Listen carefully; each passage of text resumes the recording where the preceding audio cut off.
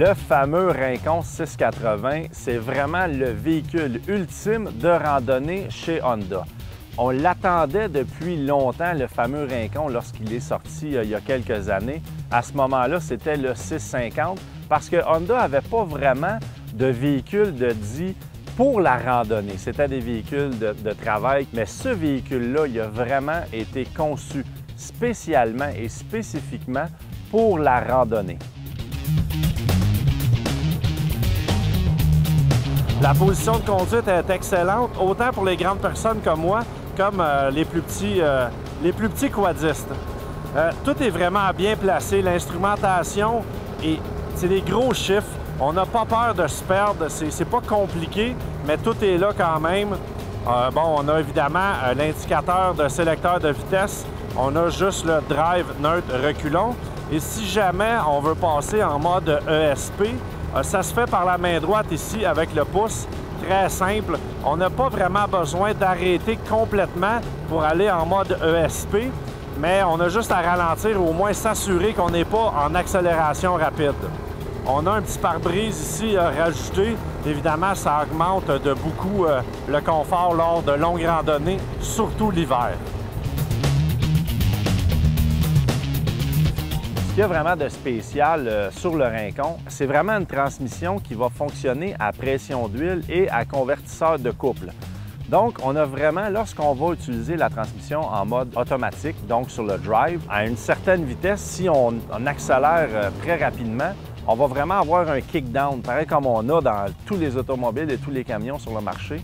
On a vraiment le moteur, la transmission par elle-même avec la pression d'huile qui va rétrograder au bon couple versus la demande qu'on lui fait. Ce que ça fait, c'est que ça fait une transmission qui est complètement scellée. On n'a aucun problème de courroie, aucune façon qui peut rentrer d'eau parce qu'on n'a pas besoin d'avoir d'entrée d'air autre que celle qui est connectée avec le moteur. D'autant plus que justement le liquide de transmission, qui est normalement dans les véhicules automobiles, c'est de l'huile à transmission comme telle. Dans le Rincon, ça utilise la même huile que le moteur.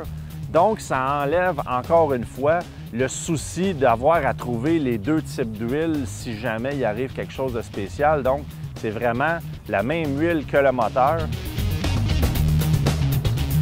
On est en ce moment en mode automatique. La transmission ne force pas. Donc, on peut se permettre, et voilà, de passer en mode ESP. Là, ça va nous permettre d'allonger nos rapports si on veut avoir vraiment le maximum de régime.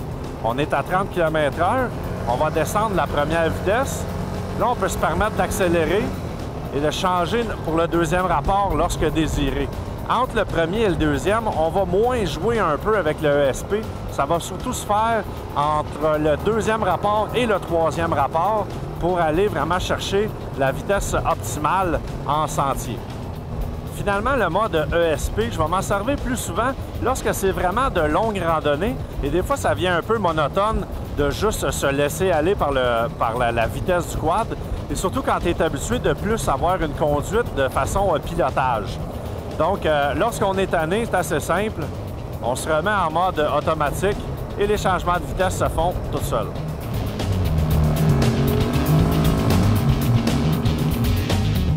Côté moteur, c'est un 675 cc monocylindre, donc seulement qu'un cylindre.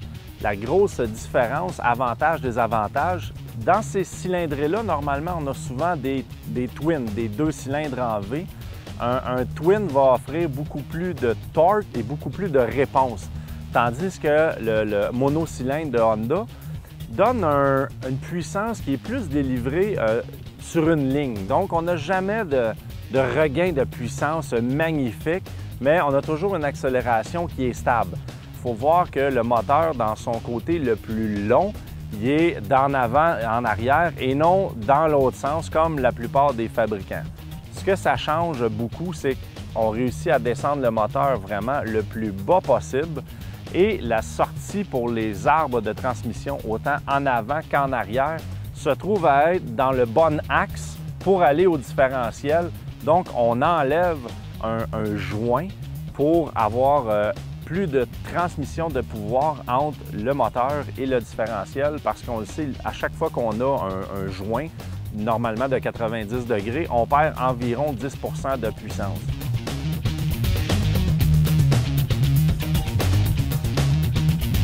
Le Rincon n'offre pas de plage low, tout simplement parce que c'est un véhicule qui est destiné seulement, pas seulement, mais presque seulement à la randonnée. Donc, ce n'est pas une transmission et ce n'est pas un groupe motopropulseur qui est fait pour travailler fort. On peut toujours mettre un attelage remorque à l'arrière, mais c'est un véhicule à la base qui est fait pour faire de la randonnée.